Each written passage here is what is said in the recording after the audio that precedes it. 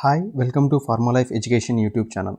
In the series of biochemistry video, our next topic was energetics of glucose. In this video, we will cover the energetics of glycolysis, energetics of TCA cycle 2. And before going to the energetics of glucose, we need to see how this glucose will be producing the energetics, right? So starting from the glucose to the pyruvate, the pathway can be called as an glycolysis. So here the glucose will be converted into two molecules of pyruvate, followed by this pyruvate will be entering into the mitochondria for TCA cycle. To enter into the mitochondria, it will be converted, the pyruvate will be converted into acetyl CoA, right? This can be called as an intermediate step. And now this acetyl CoA will be involved in the TCA cycle to produce the energy here. So what is the energetics? How we are going to calculate? So the main molecules like NADH plus, H plus, FADH2 as well as GTP, ATP can be considered as an energetic moieties, right? So the overall schematic production of energy from the glucose has been given in this particular picture. So the glucose, which is a 6-carbon molecule, will be converted into fructose 1,6 bisphosphate by 4 steps, and that fructose 1,6 bisphosphate will be undergoing splitting phase and it will be producing one molecule of glyceraldehyde 3-phosphate and one molecule of dihydroxyacetone 3-phosphate, and this also 3 plus 3, right? And now on several steps this molecule will be producing pyruvate, right? So understand this, anything which was produced after fructose 1,6 bisphosphate in glycolysis from this part to this part, we need to calculate into 2 because it was happening twice. Okay, so in all the glycolysis pathway they will be showing only one way of representation, but we need to remember that is happening twice from the glucose, right? And now the pyruvate which was present outside of mitochondria should enter into the mitochondria in the form of acetyl CoA. This can be called as an intermediate step. So this intermediate step is also happening twice in the presence, from the glucose, and this acetyl CoA will be the initial product for the TCA cycle, which will be combining with oxaloacetate and it will be producing TCA cycle, right? To know this glycolysis, we have already done a video on glycolysis. I recommend you to watch that glycolysis pathway and as well as TCA cycle so that you can understand better. And now once the acetyl CoA enter into the TCA cycle, that will be producing other forms of energy called NADH plus, FADH2 as well as GTP. No direct ATP will be produced in the TCA cycle. Just imagine that this is a mitochondria. So in mitochondria TCA cycle will be happening, right? So the molecules which was produced in the TCA cycle like NADH plus and FADH2 will be converting into ATPs in electron transport chain, where it was happening in the membrane of mitochondria. So imagine that, remember that NADH plus, H plus and FADH2 will also convert it into ATP by the help of electron transport chain. So whatever the NADH plus, H plus or FADH2 will be directly proportional to the number of ATPs produced. ATPs are currencies of cell or energy, right? So this is a calculation how to remember the energetics of glucose. I have divided this one in a different manner here. So here the compounds are nothing but NADH plus, H plus, FADH2, ATP, GTP. These are all the compounds which was produced in glycolysis as well as TCA as well as intermediate, right? So according to the older calculation, 1 NADH plus, H plus is equal to 3 ATPs, and new calculation stating that it is equal to 2.5 ATPs. And 1 molecule of FADH2 is equal to 2 molecules of ATPs according to the older calculation, and according to the new calculation it is 1.5, and ATP GTP are always 1:1. Okay, so this is glycolysis. We are going to calculate how many we are going to get in glycolysis, how much we are going to get in intermediate, how many we are going to get in TCA, and we are going to multiply it with old calculation, and we will see one by one what is this. Coming to this one, first NADH plus H plus. How many NADH H plus was been producing in one in glycolysis? We will see one by one, right? So here we are having one NADH plus H plus, right? It is only one, but remember that this pathway was producing one, and this will also producing one more. So one glucose will be producing two pyruvates, and also one glucose will be producing two NADH plus H plus. So remember that. So the same thing I am going to write it here, 1 plus 1 here. So one from glyceraldehyde 3 phosphate to pyruvate, and another one from glyceraldehyde 3 phosphate to pyruvate, right? Next one, how many FADH2? No FADH2. There is no FADH2 will be produced from the glycolysis pathway. And next one, ATPs. How many ATPs? So here we are having one ATP here, and here another ATP. So remember students, this is not an production, this is consumption. This is also a consumption. So only 2 ATPs was produced in single pathway, and 2 means into 2. So 2 2s are 4. So why it is 4? Because this will be producing 2 and this will be producing another 2. So how many ATPs will be produced directly?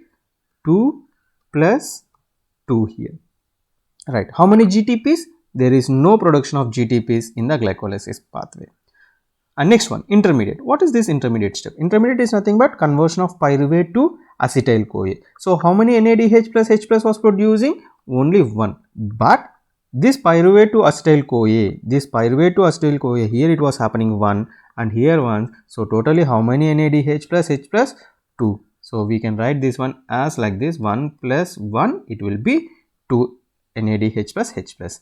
And how many FADH? Nothing. ATP? Nothing. GTP? Nothing too. And next one, TCA cycle. So how many molecules of NADHs was producing in TCA cycle? We will calculate it now, right? So here we are having 1 NADH plus, 2 and 3. How many times the TCA cycle was happening from glucose to TCA? It was 2. So we can write it as 3 plus 3. Okay, right. How many FADH2? So here we are having 1 FADH2.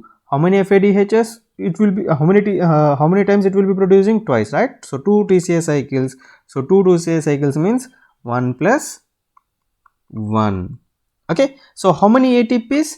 There is no ATPs. You can check it here. There is no ATPs which was directly produced in TCA cycle. So we can keep it blank.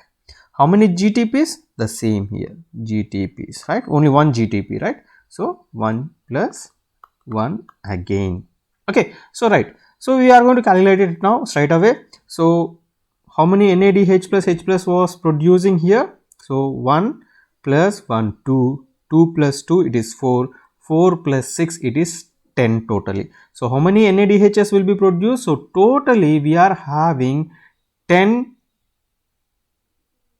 Totally we are having 10 molecules of NADHs. So 10 into 3, it will be 30, right? 10 into 10 molecules of NADHs, 1 NADH is equal to 3. So 10 into 3 is equal to 30 according to the older calculation. And what about the new calculation? So new calculation was stating that 10 into 2.5, it is 25.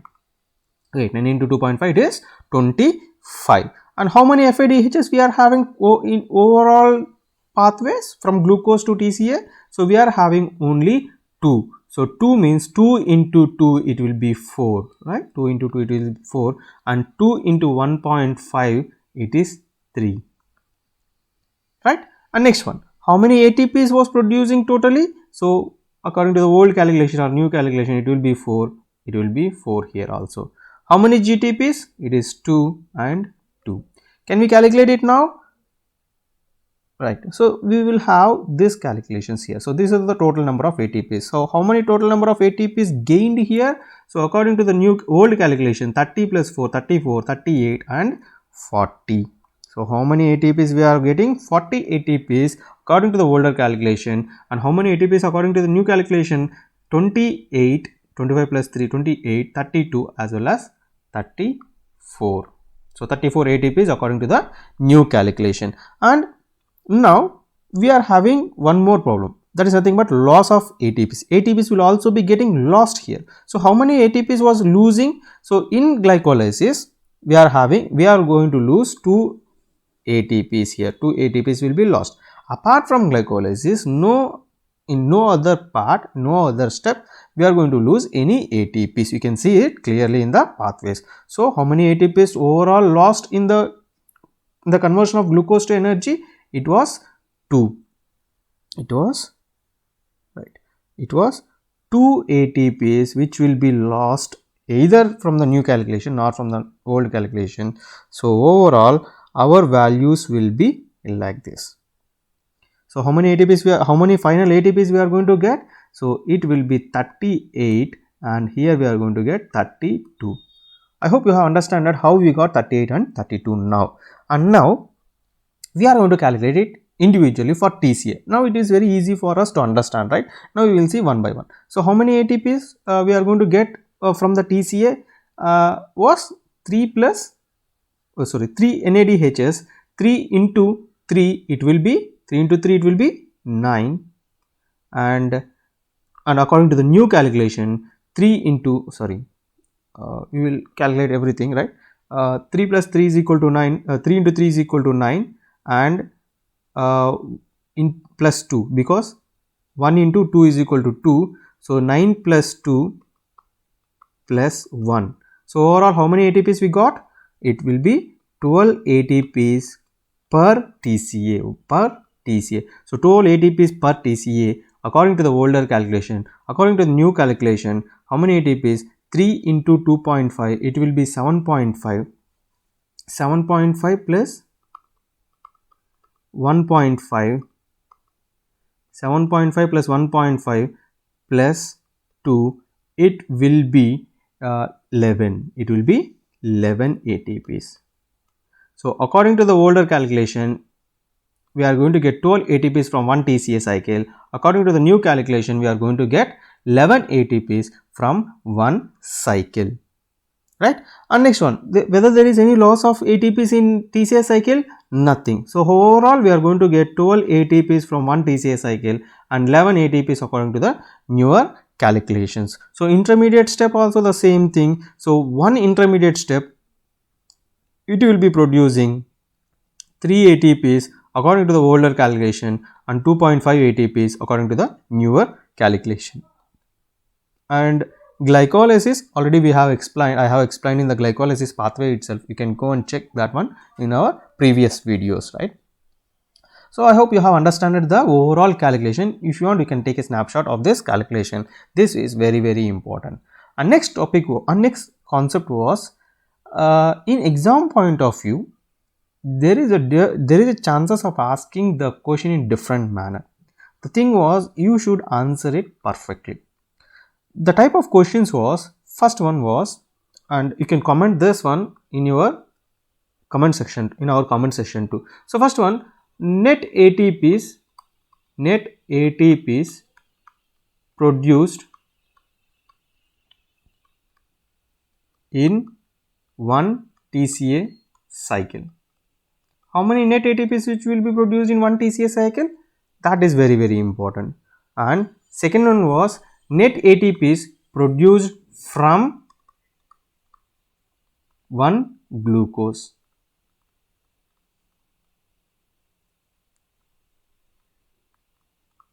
That is also very, very important question. And next one, number of ATPs directly produced in one TCA cycle. So try to answer these 3 questions in the comment section, because I will give the answer for the last one. So you have to think twice before answering it. I will give the answer for the third one. Number of ATPs directly produced in one TCA cycle, that I will give the option here. 1 it is 34 and we can write it as A, B. B it was 28, C it was 0 and D it was 12. You can give an answer for this particular question because this one was a tricky question here. I hope you can guess it and you can write it in the comment section. And next one, significance of TCA cycle. So this is a common metabolic pathway for oxidation of carbohydrates, lipids and proteins, and this TCA cycles will be happen only in the mitochondria. The cells like red blood cells cannot undergo any metabolism of TCA cycles, cannot produce any energy there by the own RBCs. Okay, so this TCA will be happened only in the cells where we are having only mitochondria. Okay, so whenever the oxidation of macromolecules like biomolecules like carbohydrates, lipids and proteins, this is a major pathway here because carbohydrates will be converted into pyruvate to acetyl-CoA to TCA cycle. So lipids will be lipids is nothing but a combination of acetyl-CoAs. Acetyl-CoA will be directly produced from the lipids and it will be producing it will be undergoing into TCA cycle. And coming to the proteins, for example, deamination, transamination will be taking place. Alpha ketoglutarate will be an byproduct for this transamination or deamination, and it will be directly involved in the TCA cycle. So all these biomolecules will be involved in the TCA cycle production or undergoing of TCA cycle. And next one, reducing equivalents will be produced by the TCA. What is this reducing equivalents? These are nothing but NADH plus as well as FADH2. These are the reducing equivalents. This will be produced in the TCA cycle only, and this was an aerobic process. That is very, very important. This is an aerobic process. This will be happening in the presence of air only, and this is amphibolic. Amphibolic is nothing but combination of catabolism and anabolism. So this can break the molecules and it can bind the molecules to catabolism as well as anabolism of TCA cycle. So I hope you have understood the energetics of TCA as well as glycolysis and overall energetics of glucose and significance of TCA cycle. Hope you like the video. Please like the video, share the video, comment the video and subscribe to Pharma Life Education YouTube channel. Thank you.